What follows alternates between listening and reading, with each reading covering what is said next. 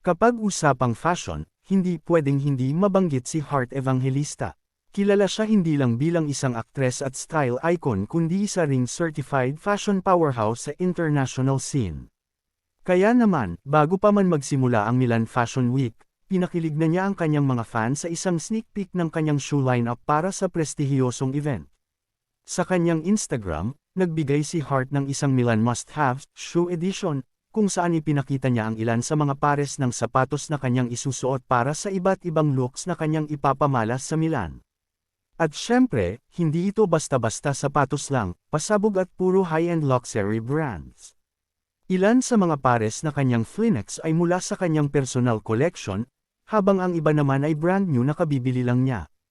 Isa sa mga paboritong footwear brands ni Heart ay ang Lescilia, at inamin niya na may isang style na sobrang bet niya kaya binili niya ito sa lahat ng kulay. Kung hindi yan commitment sa fashion, ewan na lang.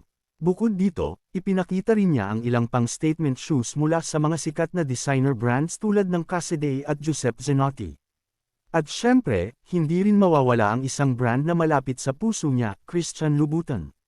Hindi lang basta isang go-to brand ang Louboutin para kay Heart, kundi sa ring kaibigan na minsan din niyang nakasama magdiwang ng Pasko sa Paris. Sa ganda at sophistication ng mga sapatos pa lang, hindi na mapigilan ng mga fans ang excitement sa magiging fashion moments ni Heart sa Milan Fashion Week. Kung ganito nakabungga ang kanyang footwear lineup, paano pa kaya ang kanyang full outfits? Isang bagay lang ang sigurado, Heart is about to serve another fashion masterclass. Abangan natin ang kanyang pasabog na look sa mga susunod na araw.